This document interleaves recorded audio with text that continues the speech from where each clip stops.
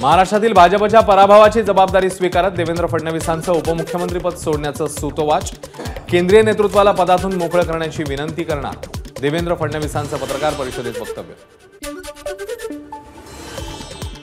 संविधान बदलणार असा जो प्रचार केला गेला त्याचा फटका महाराष्ट्रात बसला, महाराष्ट्रात अपेक्षित यश मिळालं नाही, पत्रकार परिषदेतनं फडणवीसांचं वक्तव्य। देवेंद्र फडणवीसांच्या सागर बंगल्यावर हालचालींना वेग, राधाकृष्ण विखे पाटील, रवींद्र चव्हाण, प्रवीण दरेकर यांच्यासह भाजप नेत्यांची सागरवर बैठक।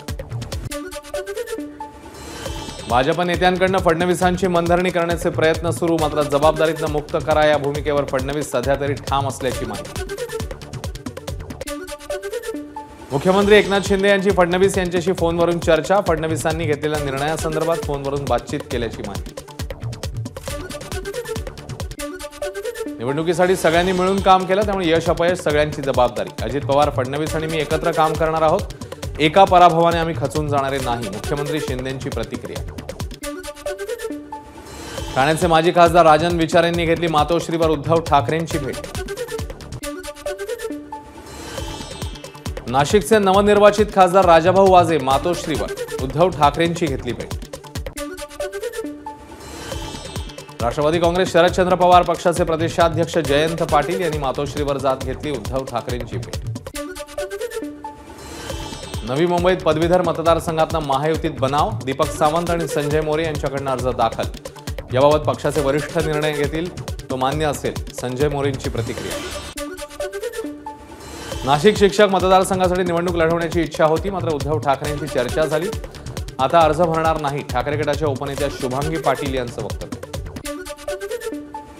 मुंबई शिक्षक, मुंबई पदवीधर आणि कोकण विभाग पदवीधर विधान परिषद मतदारसंघाच्या निवडणुकीसाठीच्या मतदान वेळेत वाढ, सकाळी 7 ते संध्याकाळी 6 पर्यंत मतदान करता येणार। आणि आता पश्चिम महाराष्ट्रामधल्या घडामोडींचा धावता आढावा आपण घेणार आहोत। साताऱ्यामध्ये पिपाणी या चिन्हावर निवडणूक लढवणारे अपक्ष उमेदवार संजय गाडे यांना 37,062 मतं, तर मवियाचे उमेदवार शशिकांत शिंदे यांचा 32,771 मतांनी पराभव। रवींद्र धनगेकरांच्या बालेकिल्ल्यात भाजपकडून विजयी जल्लोष, पुण्यातलं ग्रामदैवत असलेल्या कसबा गणपती मंदिरासमोर भाजपचा जल्लोष, यावेळी जेसीबीच्या सहाय्यानं फुलांची उधळण। पुण्याच्या कल्याणनगर अपघात प्रकरणाचा खटला जलदगती न्यायालयात चालवण्यासाठी पोलिसांकडून प्रयत्न सुरू, या खटल्यात विशेष सरकारी वकिलांची नियुक्ती करण्याची पोलिसांची मागणी। पुण्यातील कल्याणीनगर अपघात प्रकरणातील अल्पवयीन मुलाला पुढील 14 दिवसांसाठी निरीक्षण गृहामध्येच ठेवावं, पोलिसांची बाल न्याय मंडळाला मागणी। पुण्यामध्ये मान्सूनपूर्व पावसाची दमदार हजेरी, कात्रज भागात 2 तासात तब्बल 113 मिलीमीटर पाऊस।